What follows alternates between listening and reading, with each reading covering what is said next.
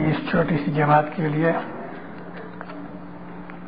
مجھے بہت خوشی ہوئی کہ میں آج آپ کے پاس آیا ہوں. بہت لمبی وائز انشاءاللہ نہیں کروں گا، لیکن میں ایک دھیان کھینچنا چاہتا ہوں اب جماعت کا. مشنریوں کا فرض یہ ہے کہ جماعت کو مذہب سکھائے. جہاں ہماری بھول ہوتی ہے ہمیں اپنی بھول کا دھیان کھینچا جائے. بہت سے جماعت خانوں کے اندر میں نے ایسا دیکھا ہے کہ جب یہ اول سفرہ کھٹا جاتا ہے تو لوگ پیچھے بیٹھے ہوتے ہیں، کھیسے میں سے پیسے نکال کے بھیج دیتے ہیں، جیسا کہ آج ہوا. میری عرض یہ ہے کہ یہ بات ٹھیک نہیں. حضرت امام کوئی بھکاری نہیں ہے کہ آپ اپنے کھیسے میں سے کسی کو بولو کہ جا مولا کو دے کے آ. امام ہے وہ ہمارا مالک ہے. ارے نصیب دار ہو، اس کی والیوم کم کرو، تو ہی دھیان رکھ، والیوم اوچھی کر، ایک کو نہ پیو کھپے. امام ہمارا مالک ہے، وہ ہماری مہمانی قبول کرے. یہ بڑی خوش نصیبی ہے. کبھی اپنگ بھی ہو، خدا نہ کرے، اٹھ کے مولا کے پاس جاؤ.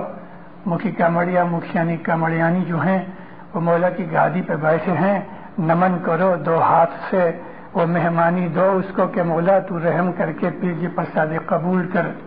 یوں نہیں ہے کہ 25-50 کے 100 کے 200 کے لاکھ شلنگ کے اندر کے کروڑ ڈالر کے اندر آپ نے کچھ کھینچا اور کھیسے سے نکال کے کسی والنٹیئر کو بولا جاؤ مہمانی دے کے آؤ. دینداروں یہ بھول کبھی مت کرو، یہ اپمان ہے، بے ادبی ہے. جیرے بھائی رے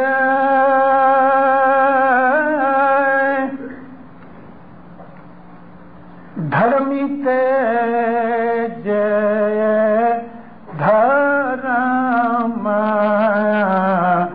اچار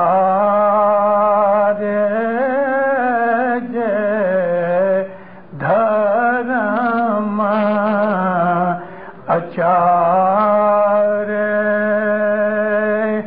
اورت کائیں ناو سوجے جیرے بھائی جیرے بھائی.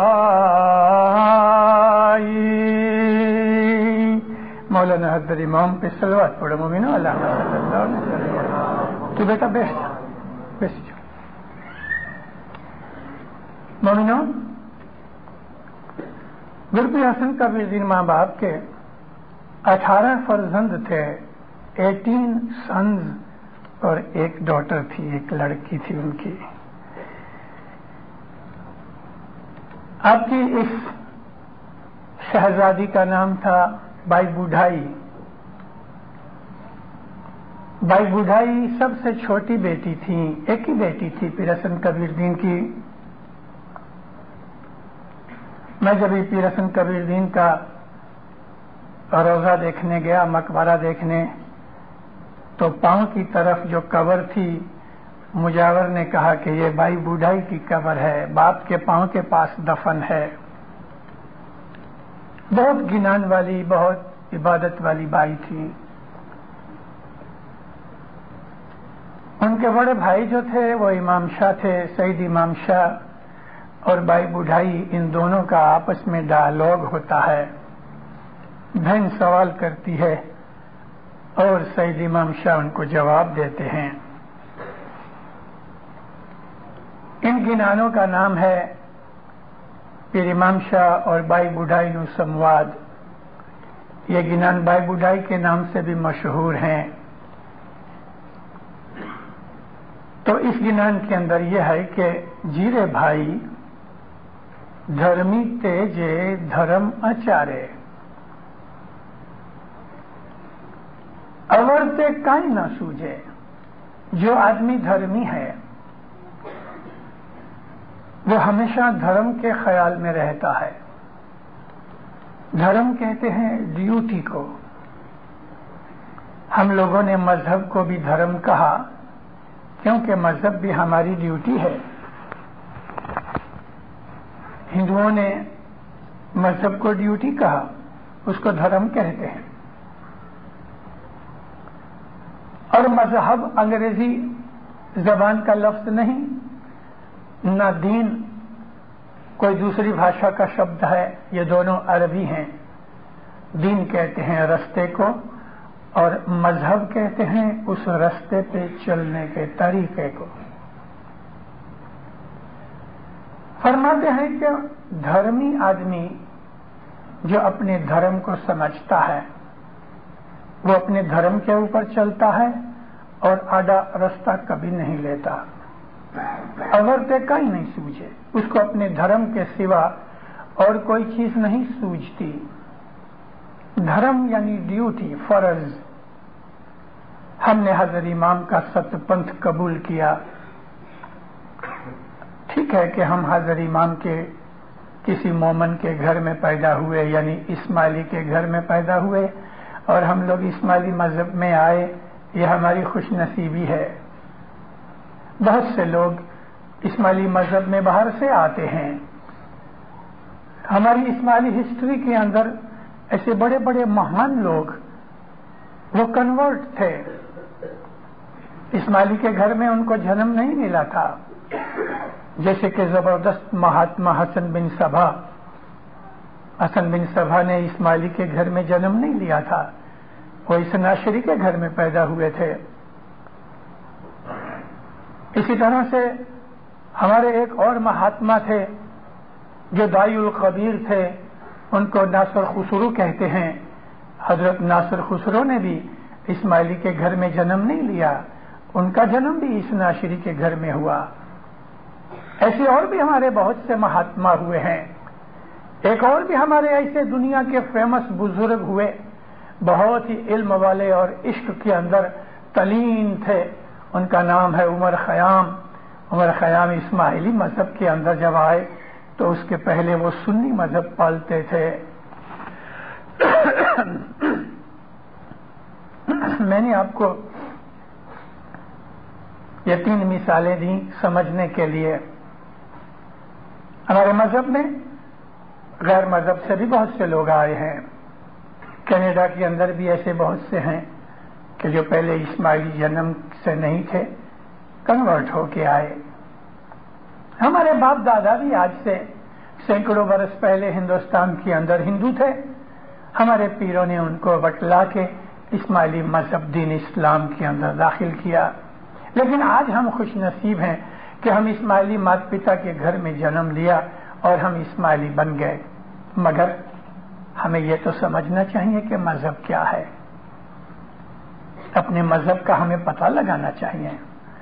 بچہ چھوٹا ہوتا ہے، تھوڑا جاننا سمجھنا بولنا سیکھتا ہے تو ماں کو کہتا ہے، ماں میرا باپا کون ہے؟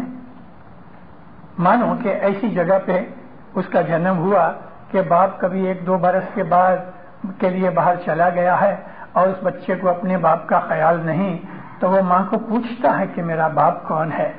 کبھی باپ گزر گیا ہے تو بچہ جب بھی بڑا ہوتا ہے تو ماں کو پوچھتا ہے کہ میرا باپا کون ہے. وہ اس کی فوٹو دکھاتی ہے، نام بتاتی ہے. میرا باپ کہاں ہے؟ تو کہتی ہے گزر گیا ہے، یا وہ کہتی ہے کہ باہر گام گیا ہے. لیکن ہر انسان کے دل کے اندر اپنے باپ یا اپنی ماں کے متعلق خیال پیدا ہوتا ہے کہ مجھے کس نے جنم دیا، میری ماں کون ہے، میرا باپ کون ہے. ایسے بھی یتیم بچے ہیں، چھوٹی عمر کے اندر باپ بھی گزر جاتا ہے، ماں بھی گزر جاتی ہے. جب وہ بڑے ہوتے ہیں تو پھر وہ تلاش کرتے ہیں. پالنے والے ان کو کہتے ہیں یہ فوٹو تیری ماں کی ہے، یہ فوٹو تیرے باپ کی ہے. بالکل اسی طرح سے اپنے روحانی مات پتا کے لیے بھی ہمیں تلاش کرنی چاہیے کہ ہمارا باپ کون ہے، ہماری ماں کون ہے. مولانا امام سلطان محمد شاہ صلوات اللہ علیہ فرمایا کہ تم بیٹھ کے سوچو کہ تم کہاں سے آئے ہو، کہاں سے آئے ہو. مولانا رومی ایسا سوچا کرتے تھے. مولانا رومی کا صاحب نے 2 دفعہ نام لے کے جدہ جدی جگہوں کے اوپر اس کی ریفرنس دی ہے. مبا فرمایا مولانا رومی سوچتے تھے میں کہاں سے آیا ہوں، بھلا میں کون ہوں. میں انسان ہوں تو انسان کا فرض کیا ہے، انسان کا مطلب کیا ہے، انسان یعنی کیا، یہ ہمیں سوچنا چاہیے۔ ہم انسان بنے ہیں تو ہمیں ضرور خدا تعالیٰ نے عقل بخشی ہے، سمجھ دی ہے، تو ہم کو اس کے لیے سوچنا چاہیے۔ جی کہو رے جیو تمہیں کس کارن آیا جی، نہ کی دی صاحب جینی سیوا جی۔ یہ صدر دن پوچھتے ہیں کہ تم مجھے بتاؤ کیوں دنیا میں آئے؟ دنیا کے اندر خدا نے ہمیں بھیجا۔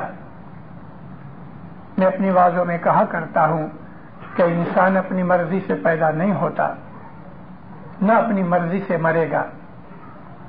اس کو خدا نے پیدا کیا ہے، اور جب خدا چاہے گا وہ مرے گا، خدا جب چاہے گا اس کو اٹھائے گا۔ اور اسی لیے دنیا کے اندر خاص طور پہ دین اسلام کے اندر، یوں تو ہر مذہب نے وکھوڑا ہے، لیکن اسلام دین نے سوئسائڈ کرنا اس کے لیے حرام کیا ہے، کیونکہ شریر بھی ہے وہ خدا کی ملکت ہے۔ ہماری زندگی خدا کی ہے، ہماری نہیں۔ اس کے لیے جب خدا چاہے ہمیں موت دے، ہم اپنے ہاتھ سے موت نہیں لے سکتے، کیونکہ یہ عظیم گناہ ہے، بلکہ کفر ہے۔ تو جب ہم اپنی مرضی سے پیدا نہیں ہوئے، ہم بھیجے گئے ہیں، تو اس پروردگار نے ہمارے لیے کچھ قاعدے قانون بنائے ہیں۔ یہی قاعدے قانون ہمارا فرض اور ہمارا دھرم ہے۔ ہمارے دھرم کے اندر یہ چیزیں آ گئی ہیں جن کو ہم فرض کہتے ہیں، ڈیوٹیز کہتے ہیں، رسپانسبلٹیز کہتے ہیں، اس کو سنسکرت بھاشا میں دھرم کہتے ہیں۔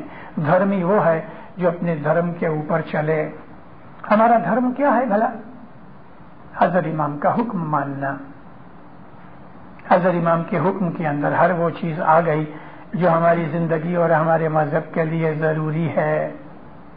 امام نے جتنے بھی فرمان کیے ہیں ان کے اوپر چلنا ہی ہمارا دھرم ہے۔ اور دھرم کے اندر امام نے ہمیں جو ABC سکھائی ہے، الفابیٹ سکھائے ہیں دھرم کے، ان کے اندر معمولی سی چیزیں ہیں لیکن بہت امپورٹنٹ چیزیں ہیں۔ ہر روز جماعت خانے آنا ہمارے لیے دھرم ہے، سوا کہ کوئی انسان کو مجبوری ہوئے۔ مولانا امام سلطان محمد شاہ فرمایا کہ شام کے وقت اگر تم یوں ہی بیٹھے ہوئے ہو، گپے مار رہے ہو، دنیا کے کام میں پڑے ہو اور تم جماعت خانے نہیں آتے، تم اپنے جیب کے اوپر ظلم کرتے ہو۔ ٹھیک ہے، کسی کی ریسٹورنٹ ہے یا کسی کا کوئی ایسا سٹور ہے کہ شام کے وقت اس کی گراہکی ہوتی ہے اور وہ بیچارہ نہیں آ سکتا جماعت خانے میں، چلو بھائی مجبوری ہے، لیکن صبح کے وقت آؤ۔ 24 گھنٹے میں کم از کم ایک وقت جماعت خانے آنا ہمارا دھرم ہے۔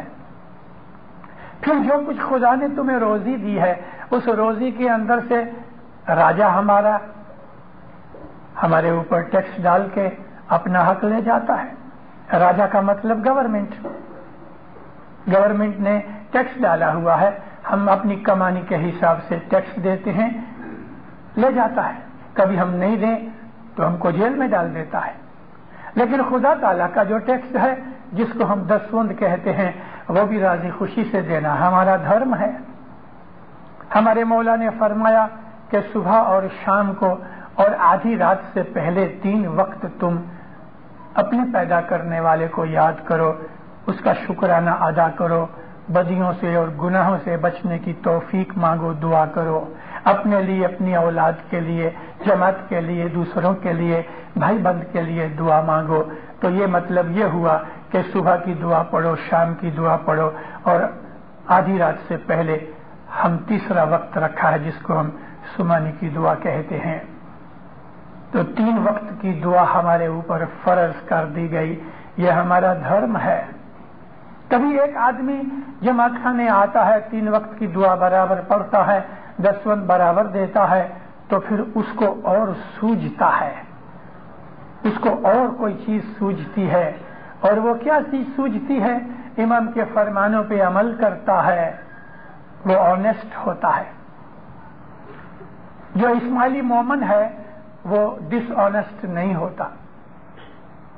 اسماعیلی مومن جو ہے وہ کسی سے دغا فریب نہیں کرتا، چیٹنگ نہیں کرتا۔ اسماعیلی مومن جو ہے وہ نیک ہوتا ہے، اس کے اوپر بھروسہ کیا جا سکتا ہے۔ اس کو کوئی چیز رکھنے کے لیے امانت دے دو تو اس کے اندر وہ ڈس آنیسٹی نہیں کرتا، خیانت نہیں کرتا۔ اور اگر کوئی دکھ میں پڑ جاتا ہے تو اسماعیلی مومن اس کی مدد کرتا ہے، وہ سچ بولتا ہے اور اس کے اوپر قائم رہتا ہے۔ کبھی خود کی اس کی بھول بھی ہو جاتی ہے تو بھی قبول کر لیتا ہے کہ میری بھول ہو گئی۔ مومن ضدی نہیں ہوتا، مومن جو ہوتا ہے وہ obstinate نہیں ہوتا، اس کے اندر نیکی ہوتی ہے، پارسائی ہوتی ہے، اس کے لیے وہ اپنی بھول جلدی سے قبول کر لیتا ہے۔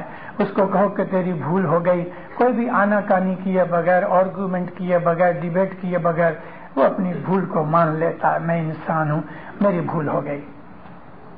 اسی طرح سے انسان کے اندر جو اعلیٰ درجے کی خوبیاں ہیں وہ ہمارے اسماعیلی مذہب کے اندر ہیں۔ اسماعیلی مذہب کے اندر جو لوگ ہیں وہ ایسے ہیں اور ہونے چاہیے۔ حضرت امام سلطان محمد شاہ فرماتے ہیں کہ تم ایسے بنو جیسے فرشتے، لوگ کہیں آغا خان کے مرید فرشتے جیسے ہیں۔ فرشتے گناہ نہیں کرتے، فرشتے بدیاں نہیں کرتے، فرشتوں میں خرابیاں نہیں ہیں۔ امام فرماتا ہے میں تمہیں فرشتے کی طرح دیکھنا چاہتا ہوں۔ دنیا کے اندر امیری غریبی جو ہے وہ کوئی ہیپینس کی سورس نہیں۔ امیری غریبی تو ہوتی ہے، چلی جاتی ہے۔ دنیا کے اندر بے حساب لوگ ایسے ہیں کہ جو غریب ہیں مگر سکھی ہیں، ایسے بہت لوگ ہیں کہ جو امیر ہیں، پیسے والے ہیں لیکن دکھی ہیں۔ دکھ سکھ پیسے کے ساتھ کوئی سبند نہیں رکھتا۔ ٹھیک ہے، اگر کسی کے پاس $15,000 کی گاڑی ہے اور کسی کے پاس 2,000 کی گاڑی ہے اور کسی کے پاس کچھ بھی نہیں، پاؤں سے چلتے ہیں، وہ بالکل سکھی ہیں۔ ایک دفعہ حضرت امام سلطان محمد شاہ ڈربی کی ریس کے اندر گئے۔ مولا کا گھوڑا بھاگتا تھا۔ وہ زمانے کے اندر برٹش راج تھا انڈیا میں، اور برٹش راج کی انڈیا کی گورنمنٹ کی طرف سے لندن کے اندر ایک ریپرزینٹیٹو تھا جس کو ایجنٹ آف انڈیا کہتے تھے، برٹش ایجنٹ، اور وہ ہمیشہ انڈین ہوتا تھا۔ اس کا نام تھا سر ذوالفقار علی، سر ذوالفقار علی خان، کیونکہ وہ پشاور کی سائڈ کا تھا۔ ڈربی کے اندر گھوڑا بھاگتا تھا۔ وہ انڈین ہائی کمشنر تھا، یہاں انڈیا کا ایجنٹ تھا گورنمنٹ کا، مولا کا بھی بڑا دوست تھا۔ تو گھوڑا بھاگنے سے پہلے گھوڑے کو پھراتے ہیں اور پھر ان کو لائن میں کھڑا کر کے سگنل دیتے ہیں تو وہ بھاگتے ہیں۔ تو جب گھوڑے کو پھرایا گیا، لوگ اس کو دیکھیں تو ذوالفقار علی صاحب کو ڈھونڈتے ڈھونڈتے ماں باپ کا جو باکس تھا اس کے پاس آیا، مولا کو سلام کیا۔ اتنی دیر میں وہ ڈھونڈنے ڈھونڈنے ٹائم نکلا تو گھوڑے لائن کے اندر آ گئے۔ تو صاحب کو اس نے جو سلام کیا تو ادھر گھوڑے بھاگنے شروع ہوئے۔ کہتے یور ہائنس میرے کو جلدی سے بتاؤ کہ کون سا گھوڑا آج جیتنے والا ہے۔ تو میں اپنی چھیلی انگلش میں ایک ایسا کہوت ہے، سیئنگ ہے، آئی ول بیٹ ایون مائی شرٹ، مطلب یہ ہے کہ میں اپنی شرٹ اتار کے بھی اس کے اوپر بیٹ لگاؤں گا۔ تو گھوڑے تو بھاگنے شروع ہو گئے۔ امام نے کہا بیٹھ بیٹھ، تو نے وہ شرٹ والی کہانی نہیں سنی؟ صاحب اس کو ایک سٹوری شروع کر دی۔ کہتا نہیں یور ہائنس مجھے نہیں پتا وہ سٹوری کیا ہے۔ سب بولے کہ ایک راجا تھا۔ صاحب اس کو سٹوری سنا رہے ہیں۔ وہ سٹوری پوری ہوئی، ادھر گھوڑے پورے ہو گئے۔ مولا بولے ایک راجا تھا، بہت لشکر تھا، بہت پیسہ تھا، اس کی پرجا کے اندر بھی بہت سکھ شانتی تھی، کوئی پرابلم نہیں تھی۔ پھر بھی اس کے دل میں راحت نہیں تھی، اس کے دل میں پیس نہیں تھی، رات کو نیند بھی نہیں آتی تھی۔ تو بہت تھکا، ایک دن اس نے اعلان کروایا، یعنی اس نے اناؤنسمنٹ کرائی، تمام بڑے بڑے بزرگ عالم پنڈتوں کو، داڑھی والوں کو، ایکسپیرینس بڈھوں کو اکٹھا کیا، 100-150 آدمی اکٹھے ہوئے۔ اس کے خود کے منسٹرز بھی تھے۔ کہتا ہے بھائی دیکھو، میرے پاس بہت لشکر ہے، آرمی بڑی ہے، پیسہ بہت ہے، میری سبجیکٹ بھی بہت خوش ہے، مجھے کوئی پرابلم نہیں، لیکن پھر بھی مجھے رات کو نیند نہیں، دل میں سکھ نہیں، شانتی نہیں، تو تم میرے کو کچھ بتاؤ۔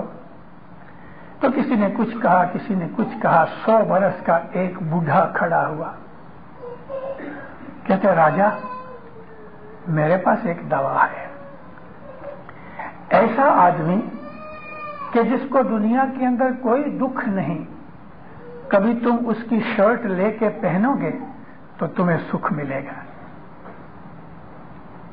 راجا نے کہا یہ کون سی بڑی بات ہے، میری اتنی بہت سبجیکٹ ہے، اس میں ایسے تو بہت سے لوگ ہوں گے کہ جن کو کوئی دکھ نہیں۔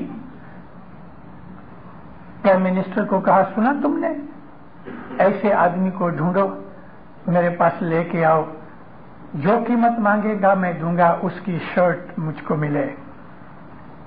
اس نے آدمی بھیجے، سارا شہر کے اندر گھر گھر جا کے کہا بھائی تمہیں کوئی دکھ ہے؟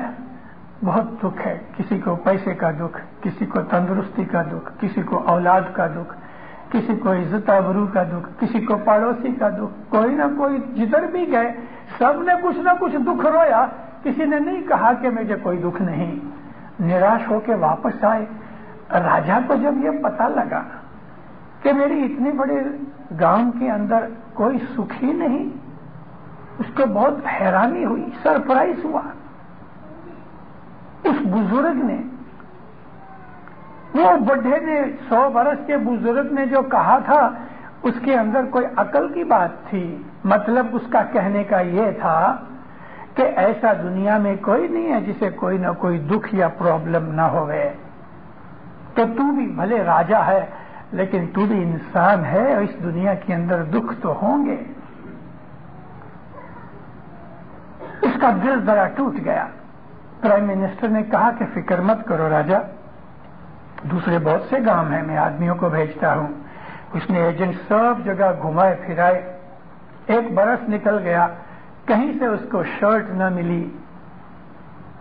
راجا کو بہت اداسی ہوئی، ارے اتنا میرا بڑا لشکر، اتنا پیسہ، اتنا مال دولت، عیش آرام پیس سب کچھ ہے، لیکن کوئی آدمی سکھی نہیں میرے راج میں۔ تو ایک خبر آئی کہ فلاں جنگل کے اندر ایک آدمی ہے، وہ کہتا ہے مجھے کوئی دکھ نہیں۔ راجا نے کہا میں خود چلوں گا اس کے پاس۔ اس نے سواری بنائی، مگر منسٹر نے کہا نہیں راجا تم مت جاؤ، میں جاتا ہوں۔ پرائم منسٹر جانے کو تیار ہوا تو راجا نے کہا دیکھ کوئی بھی قیمت کے اوپر شرٹ لے کے آنا، کبھی وہ نہیں مانے تو کہنا میں اپنی 50% اپنی جو کنگڈم ہے میں تجھے دیتا ہوں، لیکن شرٹ دو۔ پرائم منسٹر آیا، ڈھونڈتے ڈھونڈتے جنگل میں ایک چھوٹی سی جھونپڑی تھی، اس جھونپڑی کے اندر ایک لنگوٹی باندھے ہوئے ایک بزرگ آدمی، وہ بھی بڑی عمر کا تھا، بیٹھا تھا۔ منسٹر نے جا کے سلام کیا، اس نے جواب دیا، کہتا راجا نے مجھے تمہارے پاس بھیجا ہے یہ پوچھنے کے لیے کہ تمہیں کوئی دکھ ہے؟ کہتا کوئی نہیں۔ پرائم منسٹر بہت خوشی ہوا کہ آخر ایک تو ملا۔ کہتا راجا نے مجھے تیرے پاس بھیجا ہے کام کے لیے، اس کو بہت دکھ ہے، نیند نہیں آتی، سکھ نہیں، من میں شانتی نہیں، تو اس نے مجھے کہا ہے کہ میں آدھا راج تجھے دوں، تم مجھے اپنی شرٹ دو۔ پرائم منسٹر کو کہتا ہے خالی یہ لنگوٹی ہے، میرے پاس شرٹ نہیں ہے۔ امام سلطان محمد شاہ نے یہ سٹوری سر ذوالفقار علی خان کو سنائی اور ادھر گھوڑوں کی ریس پوری ہو گئی۔ صاحب نے فرمایا اے ذوالفقار، مال کے پیچھے مت پڑو کہ تم شرٹ بیچنے کے لیے بھی تیار ہو جاؤ. سکھی وہ ہے کہ جس کے پاس کچھ نہیں. یہاں کچھ نہیں سے مطلب کیا؟ راجا جنک جیسے آدمی تھے. راجا جنک مولانا رام کے فادر ان لا تھے. مولانا رام کی بیگم کا نام تھا سیتا. جنک راجا سیتا کے باپ تھے. راجا بھی تھے اور عبادت والے بھی تھے. آپ کبھی بائبل پڑھو تو آپ کو پتہ لگے کہ حضرت سلیمان نبی بھی تھے اور راجا بھی تھے. حضرت داؤد بھی تھے, بہت بڑے راجا بادشاہ تھے اور وہ بھی نبی تھے. دنیا کے اندر ایسی باتیں بنتی ہیں کہ نبیوں نے بھی راج کیا, اماموں نے راج کیا, بڑے بڑے مہاتماؤں نے راج کیا, راجا بھی ہوتے تھے, عبادت والے عابد سنت بھی ہوتے تھے. پیسہ کچھ مذہب کا دشمن نہیں ہے, نہ مذہب پیسے کا دشمن ہے. امیر بننا گناہ نہیں, لیکن دینداروں اسی طرح سے غریب ہونا بھی تو کوئی گناہ نہیں. بلکہ سچ بات تو یہ ہے کہ غریبی کے اندر زیادہ سکھ ہے. وہ سکھ مال میں نہیں. جو آدمی اپنے دھرم کے اوپر, ڈیوٹی کے اوپر چلتا ہے تو ڈیوٹی کے اوپر چلنے کے لیے اس کو ضرور کچھ ریزسٹنس ہوتا ہے. اور جب انسان کے دل کے اندر موہ مایا ممتا بیٹھی ہوتی ہے, دوسروں کو دیکھ کے اپنا گھر پھونکنے کی بات جب آ جاتی ہے تو یہ حسد, یہ عرشا, دوسروں کی دیکھا دیکھی, یہ چیز انسان کو دکھی کرتی ہے. دھرم تو انسان کو سکھ دیتا ہے. دھرم یہ کہتا ہے کہ تیری تقدیر کے اندر جو کچھ ہے وہ تیرا ہے اور دوسروں کے پاس جو کچھ ہے وہ تیرا نہیں. دوسروں کا محل دیکھ کے تم اپنا دل مت جلاؤ. ہو سکتا ہے کہ تم جھونپڑی میں سکھ کی نیند سوتے ہو اور وہ محل والا سکھ کی نیند نہیں سوتا. ادھر ایک دو آدمی ممباسا والے مجھے دکھتے ہیں. بہت برس پہلے ممباسا کے اندر ایٹکنسن نام کا ایک وکیل تھا. ایٹکنسن لائر تھا لیکن ادھیاتمک آدمی بھی تھا. ایٹکنسن کو رات کو نیند نہیں آیا کرتی تھی. جب تک کہ وہ کوئی ٹیبلٹ وغیرہ نہ کھاوے اس کو نیند نہ آوے. نیند کی بہت اس کو تکلیف تھی. ایک دن سنڈے کو اس کی آفس بند تھی اور وہ کچھ کام کرنے کے لیے اپنی آفس میں آیا. لگ بھگ 11-12 بجے تھے. جب وہ آفس کے اندر آنے کے لیے گاڑی سے نیچے اترا تو سیڑھی کے نیچے اوپر دھوپ چمک رہی ہے, سورج تپ رہا ہے اور ٹائم بھی کیسا, جنوری فروری کا سمر ٹائم. افریقہ کے اندر سخت گرمی ہوتی ہے لیکن ایک افریقن کھانجو پہنا ہے, بدن سے ننگا, مٹی کے اوپر, دھول کے اوپر سویا ہے, آنکھیں اوپر ہیں, سورج تپ رہا ہے, ایسے مزے سے سویا ہے. ایٹکنسن کھڑا ہو کے کئی منٹ تک دیکھتا رہا کیونکہ ایٹکنسن کو نیند نہیں آتی تھی. اتنی دیر تک وہ دیکھتا رہا.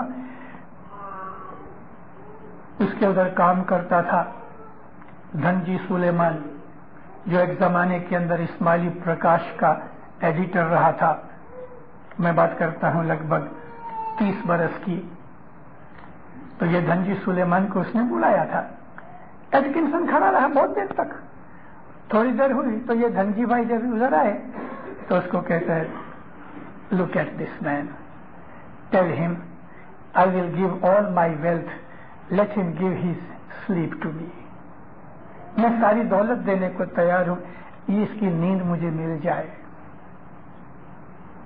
کہنے کا میرا مطلب کیا ہے کہ دنیا کے اندر پیسے سے کچھ سکھ نہیں ہوتا. سکھ تو انسان کے اندر سے نکلتا ہے. اسی طرح سے دکھ بھی انسان کے اندر سے نکلتا ہے.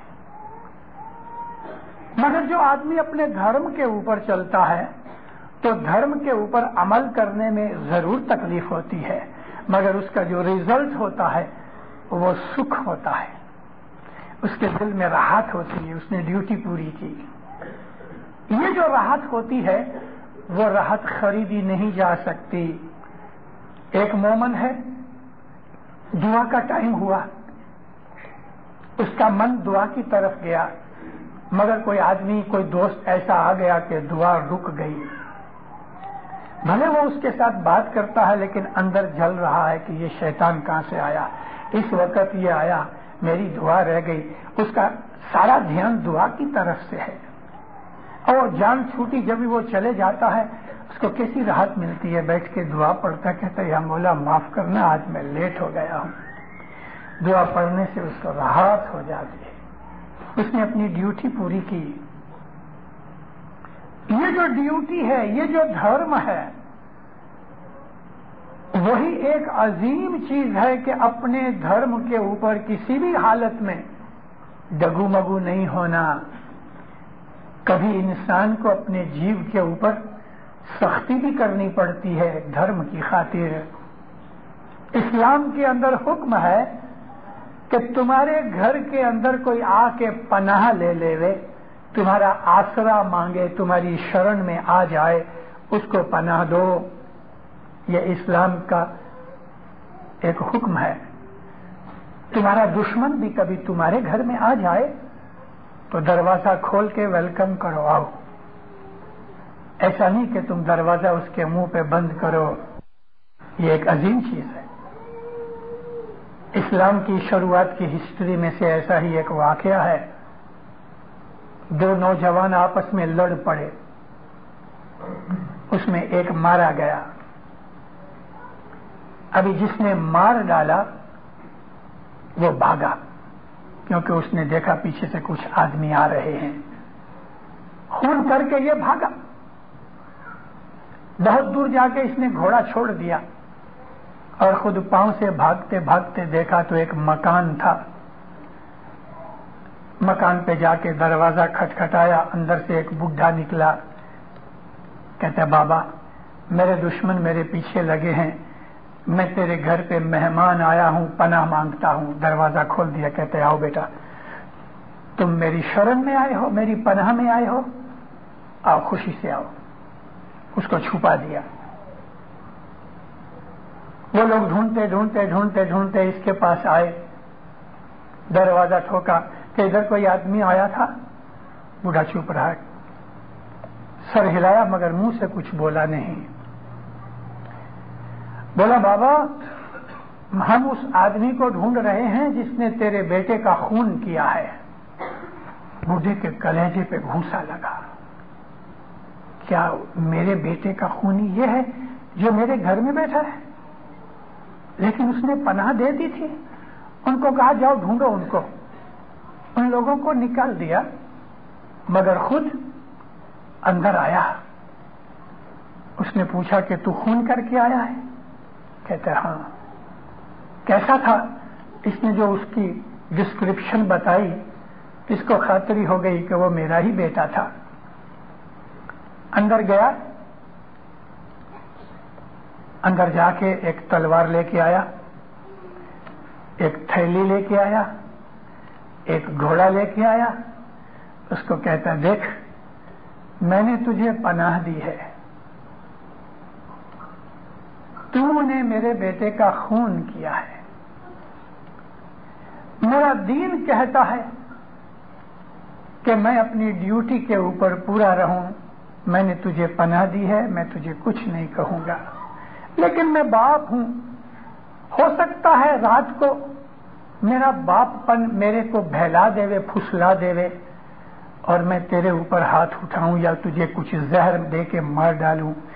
میں نہیں چاہتا، تو میرے گھر میں مہمان ہے، میری پناہ میں ہے، یہ 1000 سونا مہر ہے، یہ تلوار ہے تیری رکشا کے لیے، گھوڑا باہر کھڑا ہے، یہاں سے تو چلے جا، دور چلے جا، لیکن میرے گھر پہ ابھی مت رہے، میں نے تجھے پناہ دی ہے، اس پناہ کی وجہ سے میں تجھے چھوڑ دیتا ہوں۔ میرا مطلب کہنے کا یہ تھا، دین اسلام کے اندر ہسٹری میں ایسے بے حساب واقعات ہیں کہ جہاں ڈیوٹی فرسٹ آ جاتی ہے، یہ ڈیوٹی ہے انسان کی جو انسان کے ایمان کو تازہ اور مضبوط رکھتی ہے. Duty first. مولا علی علیہ السلام کے اوپر ایک یہودی نے کیس کیا. مولا علی خود خلیفہ ہیں، مولا علی خلیفہ ہیں. مولا علی کی اپوائنٹ کیا ہوا جو چیف جج تھا، اس کے پاس جا کے ایک یہودی نے کیس کیا علی کے خلاف کہ مولا علی نے فلانی لڑائی کے اندر میرے پاس سے ادھار لیا تھا، ابھی تک مجھے ساری رقم واپس نہیں ملی. پہلے تو جو قاضی تھا وہ چپ ہو گیا. اس نے کہا کہ تم مولا کے پاس خود جاؤ. مولا کے پاس آ کے اس نے کہا میں قاضی کے پاس گیا تھا لیکن قاضی نے تیرے ورود میں کیس نہیں لیا. مولا خود اس کے ساتھ آئے. قاضی کو کہا کیوں نہیں تو نے کیس لیا؟ کہتے یا مولا آپ کے خلاف میں کیس لوں؟ فرمایا اے قاضی پہلے اس کے کہ میں تجھے ڈسمس کروں میں چاہتا ہوں کہ تم یہ کیس لو. اس نے کیس لیا. مولا کہتے ہیں اے قاضی تیری نظر کے اندر یہ اور میں دونوں برابر ہونے چاہیے کیونکہ تو انصاف کی جسٹس کی کرسی پہ بیٹھا ہے. خبردار تیرے اندر ذرا بھی فیورٹزم نہیں ہونی چاہیے اور بالکل حق حقیقت سے اپنا فیصلہ دینا. اور اس نے فیصلہ دیا مولا علی کے ورود میں. مولا کو پوچھا اس نے کہ آپ نے ادھار لیا تھا؟ فرمایا ہاں لیا تھا. آپ نے ساری رقم چکائی نہیں؟ فرمایا نہیں چکائی. تو مطلب یہ ہے کہ آپ نے ابھی تک اس کی پوری رقم نہیں چکائی. آپ نے کچھ وعدہ کیا تھا؟ فرمایا ہاں کیا تھا. تو آپ نے وعدہ توڑا؟ فرمایا نہیں توڑا. کیسے نہیں توڑا؟ مولا علی نے فرمایا کہ میں نے اس کے پاس سے رقم لی اس پرومس کے اوپر کہ جب تک وار کے جو قیدی ہیں جیلی پرزنر آف وار ہیں جب تک ان کا فیصلہ نہیں ہوگا تب تک میں ساری رقم شاید تجھے نہ دے سکوں. اس شرط پہ میں نے لیا اور اب تک تمام پرزنر آف وار کا فیصلہ نہیں ہو سکا. اس نے یہودی کو پوچھا سچ بات ہے؟ اس نے کہا ہاں سچ بات ہے. مولا علی کو اس نے کہا یا علی 1 مہینے کے اندر اندر پرزنر آف وار کا فیصلہ کر کے یا فیصلہ نہ ہوئے مگر یہودی کی رقم واپس کرو. اور مولا علی نے دوسرے ہی دن اس کی رقم واپس کر دی. ڈیوٹی کیسی چیز ہے؟ آج میں آپ کو سٹوری سنانے کے اوپر آیا ہوں تاکہ آپ کو پتہ لگے کہ ہمارا فرض جو ہے وہ فرض ہے. مولانا امام سلطان محمد شاہ صلوات اللہ علیہ کی خوشحالی آئی. امام سلطان محمد شاہ 25 شوال کو پیدا ہوئے تھے اور آج سے لگ بھگ 40-45 برس پہلے دنیا کے اندر امام کی 25 شوال جو ہے وہ رمضان مہینے کے بعد آتی ہے اور اسلامی کیلنڈر کے حساب سے ہم امام سلطان محمد شاہ کی جنم خوشحالی بناتے تھے. جب مولانا حضرت امام دنیا بھانے 1933 کے 36 کے اندر جنمے تو امام سلطان محمد شاہ نے 13 جون جو پرنس علی خان کی برتھ ڈے ہے اس دن فرمان کیا کہ ایوری ایئر 13 جون کو انسٹیڈ آف 25 آف شوال تم 13 جون کو میری اور پرنس علی خان کی اور شہزادہ کریم کی تینوں کی سنیکت سالگرہ منایا کرو. تو میں یہ 25 شوال کی بات کرتا ہوں لگ بھگ 60 برس کی پہلے جوناگڑھ کے اندر اس گریٹ مین کے جس کو ہم وزیر اسماعیل گانگجی کہتے ہیں اس کے پوترے کے گھر میں 12 برس کا ایک لڑکا تھا. خوشحالی جب ہی آئی تو ایک مہینہ پہلے جماعت کو ڈیکوریشن کرتے ہیں. ہماری یہ پرانی ریت ہے، ہماری یہ پرانی ٹریڈیشن ہے کہ ہم اپنے جماعت خانوں کے اندر دل کھول کے خوشی کے ساتھ سیوا کرتے ہیں. وہ نوجوان والنٹیئر بن کے، وہ عورتیں کوئی بھی دوسرے یا ایک طریقے سے امام کے گھر کی خدمتیں کرتے ہیں. کارپیٹ اٹھاتے ہو، پاٹ اٹھاتے ہو، پھر ارینج کرتے ہو، ہور کرتے ہو، دھوتے ہو، صاف کرتے ہو. شاباش ہے تم کو، تم ایک عظیم فرض کر رہے ہو. اور یہ چیزیں ہمارے لیے بہت خوشی کی چیزیں ہیں. عورتوں میں، مردوں کے اندر، ہر ایک انسان کے اندر جو اسماعیلی ہے وہ مولا کے گھر کی کسی نہ کسی طریقے سے خدمت کرتا ہے. اور اسماعیلی مذہب کی یہ خوبی دنیا کے تمام مذہبوں سے اونچی ہے. ہم اپنی خدمت جو مولا کی کرتے ہیں یا جماعت کی کرتے ہیں، دینداروں اس کو عبادت کا درجہ دیتے ہیں. اور یہ سچ بات ہے. مولا کے گھر کی خدمت، جماعت کی خدمت، جماعت خانے کی سیوا بندگی، جو کچھ بھی ہے اس کا درجہ عبادت جتنا ہے. ہمارا مولا بہت راضی ہوتا ہے. مولا نے بہت دفعہ پبلک کے سامنے، رپورٹروں کے سامنے اس بات کو فخر کے ساتھ کہا ہے کہ میری جماعت کے اندر لوگ ایسے ہیں کہ وہ فری آف چارج سیوا کرتے ہیں، بلکہ اپنے کھیسے سے بھی پیسے خرچتے ہیں اور سیوا کرتے ہیں، پگار نہیں لیتے. یہ مکھی کا مڑیا منڈلی کے ہوئے کہ چالو جماعت کے ہوئے، یہ کونسل کے پریزیڈنٹ، عملدار، یہ والنٹیئر، یہ کیپٹن، ایک یا دوسرے طریقے سے کوئی عہدیدار ہے یا عہدیدار نہیں ہے. ایسے بھی بہت سے لوگ ہیں کہ جن کے پاس کوئی عہدہ نہیں مگر پھر بھی ایک یا دوسرے طریقے سے امام کے گھر کی سیوا کرتا ہے. دینداروں، یہ اسماعیلی مذہب کی خوبی ہے جس کا درجہ عبادت تک پہنچتا ہے. تو فرض کی بات کر رہا تھا میں. 12 برس کا لڑکا تھا وارث قاسم کا. ڈیکوریشن کرتے کرتے جس دن صبح دوسرے دن خوشحالی تھی، رات کے وقت وہ بچہ اوپر سے کہیں گر گیا، مر گیا. 12 سال کا لڑکا گزر گیا.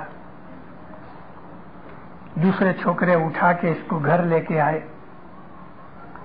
وارث یعنی اس وقت گھر میں نہیں تھی.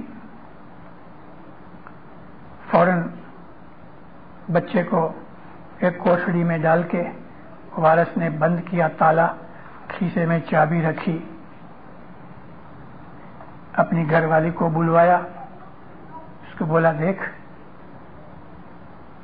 دل بڑا رکھنا، میں تجھے ایک ایسی بات سنانا چاہتا ہوں کہ تیرے سامنے 2 چیزیں ہیں، دین اور دنیا.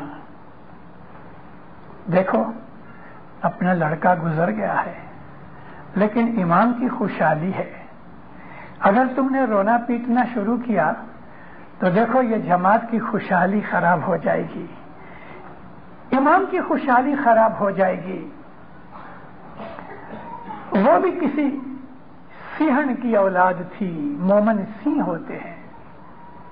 اس نے بھی دل پر پتھر رکھا. شوہر کو کہتی ہے، فکر مت کرو. آدمی بلوا کے اس کو غسل دے کے کفن دے کے رکھ دیا، کسی کو پتہ نہیں دیا.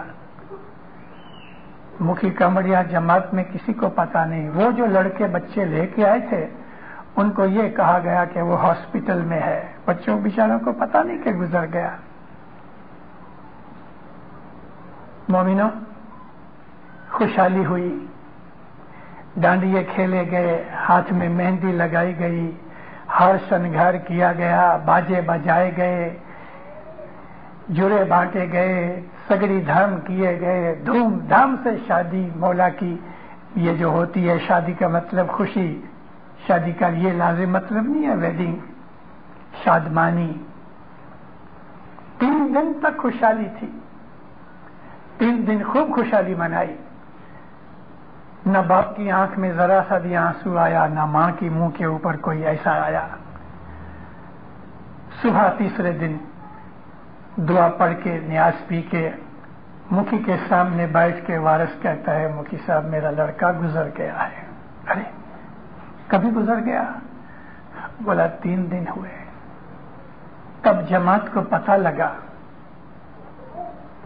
हमारी जमात में ऐसे लोग पैदा हुए हैं हमारी हिस्ट्री के अंदर, इसका नाम फरज, क्योंकि वो वारिस आखिर काठियावाड़ का वारिस था। वो जमाने के अंदर काउंसिलें नहीं थी, सारी काठियावाड़ का वारिस था वो। उसने सोचा कि कभी मैंने ये बात कह दी तो लोग अपनी खुशहाली, जो इमाम की खुशहाली है, वो खराब कर देंगे। उसने अपने सीने के ऊपर कैसा पत्थर रखा, ड्यूटी, धर्म, मजहब हर चीज से ऊंचा है। हमारे सामने ऐसी एक बात आ गई कि कुछ पैसे चोरी किए जा सकते हैं, नौकरी करने वाले उनके पास ऐसी बहुत सी बातें आ जाती हैं, व्यापारी लोग के पास भी आते हैं। कई ऐसे इस्माइली है, वो 1 सेंट भी हराम का नहीं खाएगा, 1 सेंट भी नहीं खाएगा, अपना हक खाएगा, दूसरे का हक कभी नहीं खाएगा। इमाम सुल्तान मोहम्मद शाह फरमाया कि तुम अगर किसी सेठ की नौकरी करते हो, भले वो सेठ इसनाशरी है, हिंदू है, बोहरा है, मुसलमान है, मैं फरमाया भले वो काफिर भी क्यों ना हो, मगर जिस सेठ की नौकरी करते हो उसके साथ भी ऑनेस्टी के साथ चलो, ईमानदारी के साथ, नीति के साथ काम करो। और अगर तुमने किसी को नौकर रखा है तो उसके साथ भी दगा फरेब न करो। हमारे जीवन के अंदर ये वो बातें हैं कि जो हमारे धर्म को उजास देती हैं, इससे हमारे दिलों के अंदर नूर पैदा होता है। अगर हमारा कैरेक्टर अच्छा नहीं, अगर हमारे अमाल अच्छे नहीं, अगर हमारे विचार पवित्र नहीं है, तो हमारी सुबह की इबादत भी फलती नहीं, और नियाज की प्याली भी दिल को साफ नहीं करती, और दसवंध भी फलती नहीं, क्योंकि बेईमानी के रास्ते से कमानी करके जो आदमी दसवंध देता है, उस दसवंध के अंदर वो फल नहीं होता कि जो हक हलाल की मेहनत करके आदमी दसवंध देवे और फिर उसको उसका जो फल मिलता है वो नूरानी फल होता है। बदियां बुराइयां करके, चोरी चकारी करके, नीति करके, डिसऑनेस्टी करके अगर हमने माल कमा लिया और उसमें से दसवंध दे दिया, दीनदारों, वो नहीं फलता। मैं आपको एक और स्टोरी सुनाऊं। मेरे शहर अमृतसर के अंदर एक आदमी थे, आज भी मेरी आंखों के सामने उनकी शक्ल घूमती है। गरीब आदमी था लेकिन जुगार खेलता था। अक्टूबर महीने के अंदर दशहरा, दिवाली वगैरह नजदीक आते हैं तो उस वक्त हिंदू लोग बहुत जुगार खेलते हैं। इसने जुगार के अंदर 500 रुपए जीते। 500 रुपए बहुत बड़ी रकम थी। 2-3 दिन के बाद खबर आई कि इमाम सुल्तान मोहम्मद शाह बंबई आए हैं। इसने फौरन अपनी लड़के को और अपनी बीवी को साथ लिया और अमृतसर से ट्रेन में बैठे बंबई पहुंचे। 2 दिन लगते हैं। वो जमाने के अंदर 12-13 रुपए टिकट थी। बंबई आए। दूसरे दिन पता लगा कि इमाम दस्त चुमाते हैं कानी मोहल्ले के जमात खाने में, जिसको आज करीमाबाद कहते हैं। ये भी गया। वो जमाने के अंदर दस्त चुमाते थे। हजर इमाम ऐसा हाथ रख देवे, लोग आवे, मौला का हाथ पकड़ के अपने सिर को लगावे। फिर मौला ने ऐसा किया कि कभी थक जावे तो मौला खाली सिर के ऊपर हाथ रखे, लेकिन मौला के पांव के पास एक ट्रे पड़ी रहती थी। उसके अंदर 2 आनी, चांदी की 2 आनी होती थी। 2 आनी की साइज कितनी कि शर्ट का आपका इधर का जो 1 सेंट है ना, उससे भी छोटा। मेरा ख्याल है आपकी 10 सेंट से ये साइज की 2 आनी होती थी, और सेंट की साइज की 4 आनी होती थी। और जितना आपका क्वार्टर है इतनी साइज की 8 आनी होती थी। रुपया बड़ा होता था। चांदी रखते थे मौला के पांव में। कोई 2 आने रखे, कोई 4 आने रखे, कोई 8 आने रखे, कोई 1 रुपया रखे, और मौला उसके सिर पे हाथ रखे। ये दस्त बोसी थी। ये आया, इसने तो 500 रुपए जीते थे। 500 रुपए वो जमाने के, आज के ऐसा समझो 5 लाख रुपए जितने। और इसका दिल भी बहुत बड़ा हो गया, और जुगारी का वैसे भी दिल बड़ा होता है। 10 रुपए की नोट निकाली, ट्रे में रखी, झुक गया कि साहब हाथ लगावे, साहब ने हाथ नहीं लगाया। सीधा हुआ तो माँ बाप ने 2 हाथों से, 2 उंगलियों से ऐसा नोट उठा के उसको कहा कि देखो तुम ये वापस ले जाओ, हमको जुगार का पैसा नहीं चाहिए, इसको काटो तो लोई नहीं निकले। हम इमाम को छेड़ नहीं सकते। 1600 माइल दूर अमृतसर बॉम्बे से, वहां इसने जुगार खेली 15 दिन पहले। इस इमाम को पता है कि इसने जुगार खेली? हाँ पता है। 15 दिन पहले 1600 माइल के ऊपर उसने जुगार खेली। इमाम सब कुछ जानता है। 1 सेंट की दुआ कराओ मगर हलाल का सेंट होवे। 1 सेंट की दुआ कराओ। मेरा ये मतलब नहीं है कि सेंट ही देना और ज्यादा मत देना, मैं तो आपको एक एग्जाम्पल दे रहा हूं। अभी कोई लोग बोलेंगे अबू अली ने कहा सेंट से ज्यादा मत देना। मैं कहता यह हूं कि मौला को बड़ी छोटी रकम के साथ कोई संबंध नहीं, वो तो तुम्हारी नियत और दिल देखता है। हलाल की कमानी, ऑनेस्ट कमानी, भले छोटी होवे भले गरीबी होवे, सादा सिंपल जीवन गुजारो, सिंपल खाना खाओ, लेकिन अपने धर्म के ऊपर मुस्तकीम रहो। ये चीज है जो इमाम अपनी प्रणालिका की तरफ इशारा करके कहता है कि कनाडा के अंदर अपनी प्रणालिका को नहीं छोड़ना। दीनदारों, हमारे बाप दादे ऐसे थे, वो हराम की कमानी नहीं खाते थे, भूखे रहते थे, वो बहुत आडंबर नहीं करते थे, शो नहीं करते थे, सादा सिंपल जीवन होता था, मगर ऑनेस्ट थे, मोहब्बत वाले थे, प्यार करते थे। उनके साथ कोई दुश्मनावट भी करता था तो सामने आ जाते थे तो उसको भी आवकार देते थे। वो खुद दुख उठा लेते थे मगर दूसरों को दुखी नहीं करते थे। ये हमारे इस्माइली प्रणाली का है। वही चीज हमको अपने इस मजहब के अंदर से सिखाई गई है। सिंपल जीवन गुजारो, सिंपल खाना खाओ, पाक जीवन रखो, लेकिन अपने दिल को साफ और प्योर रखो, तो उस दिल के अंदर मौला का नूर जागता है।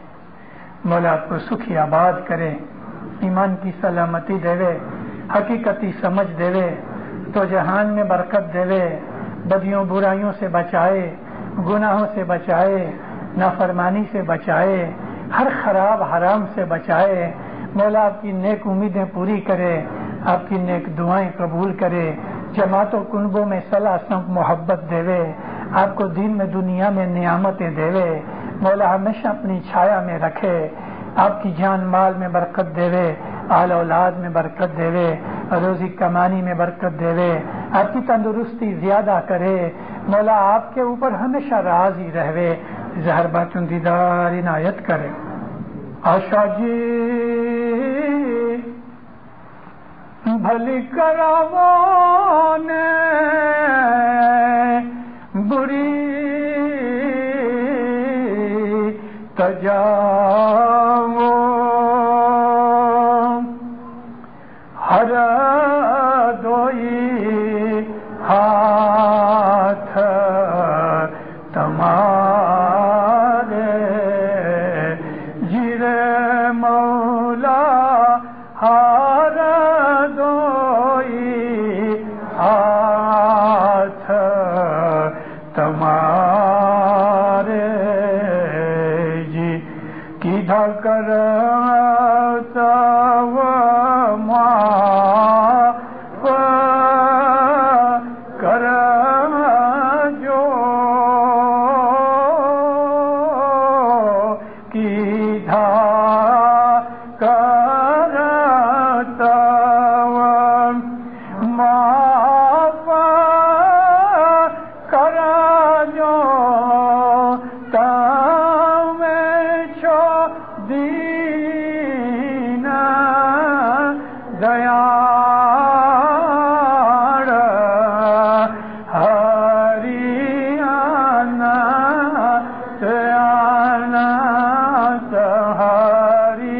آنت جو سامی شایانت